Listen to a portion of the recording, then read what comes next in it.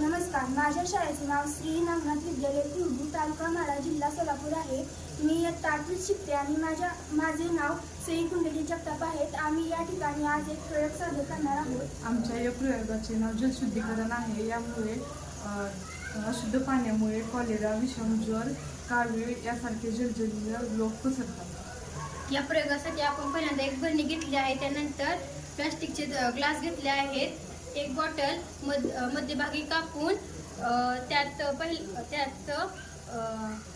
कापूस, त्यानंतर बारीक वाळू, कोळसा, मोठी वाळू आणि खडक घेतले आहे. याच्या सहाय्याने आपण जलशुद्धीकरण करणार आहोत. हे आहे गढूळ पाणी.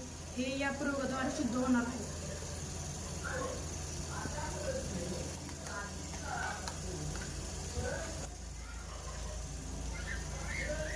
खाली पाईपला बघा कुठे पाणी गळते ते भरायचं ग्लास.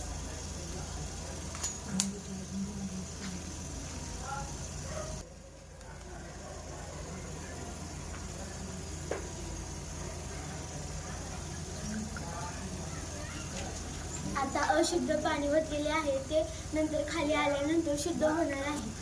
दूषित पाण्यामुळे होणारे आजार टाळण्यासाठी सर्वात महत्त्वाचे म्हणजे पाणी शुद्ध करणे.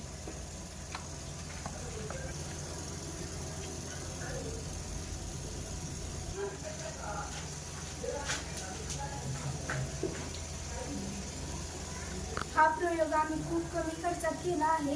हा प्रयोग केल्यामुळे आपण आपले कुटुंब सुखी ठेवू शकतो आणि आजार टाळू शकतो. धन्यवाद.